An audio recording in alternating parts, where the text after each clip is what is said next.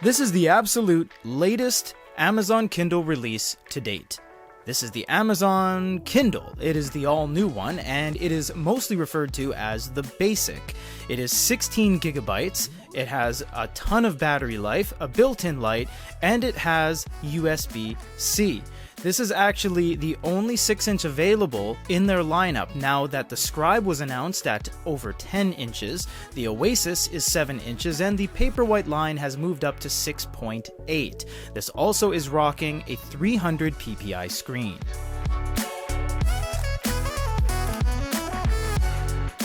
Looking at the box, before we slide it out, we have a white backing, and at first I thought it was a wraparound sticker, but it actually is not. It is underneath the outer blue part, and it's an all new backing. We've never seen this before. It is actually glued together. They have a further sticker right here, and something for our technical crowd, this has NOM, which is a Mexican standard certification stamp, which some Amazon devices actually don't have, like the Signature Edition for some reason. Now, it looks like our heeds were heard because they are using the translucent wax paper that we have been kind of spouting in the industry for quite some time now. Everyone has been gravitating over to this, and funnily enough, the first ones to actually do it were Xiaomi. They started moving into this kind of paper that is translucent when pressed up against something, but becomes a little bit more fuzzy the further away you hold it. But this is really important because they are actually spouting some ecological benefits to this unit. We are going to get into all that during the review. For now, let's crack everything open.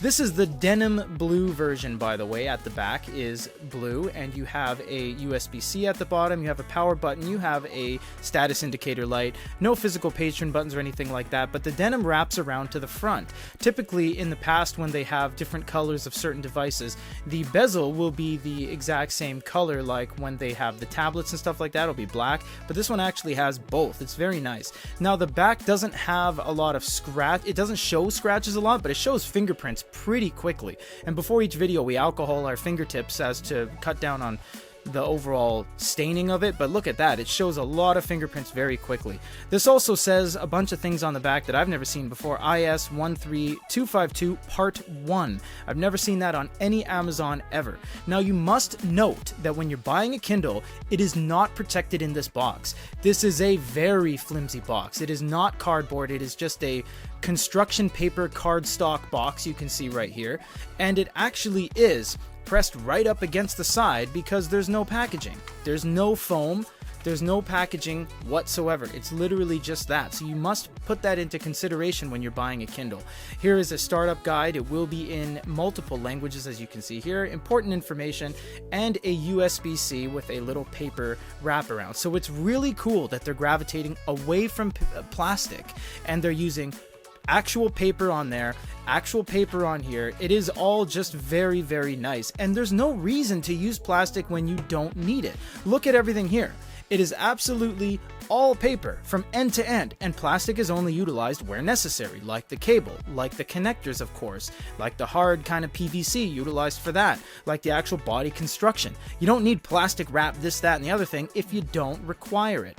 Now, I will say that they do still have this button at the bottom, and I'm not a big fan of that because this presses very easily when propped up, and some devices like the Kindle Paperwhite 5 are meant to be propped up on a charger, and it just touches the button all the time. It's a pretty foolish design. I'm not a huge fan of that. I like how Barnes & Noble does it. I like how Kobo does it on the back. Amazon seems to be trailing in that department. The R&D should really just put it back up on top. I don't know why they removed it for the top. It doesn't have any actual benefit moving it from the top, and on the PCB you can literally program the power button to be wherever you want.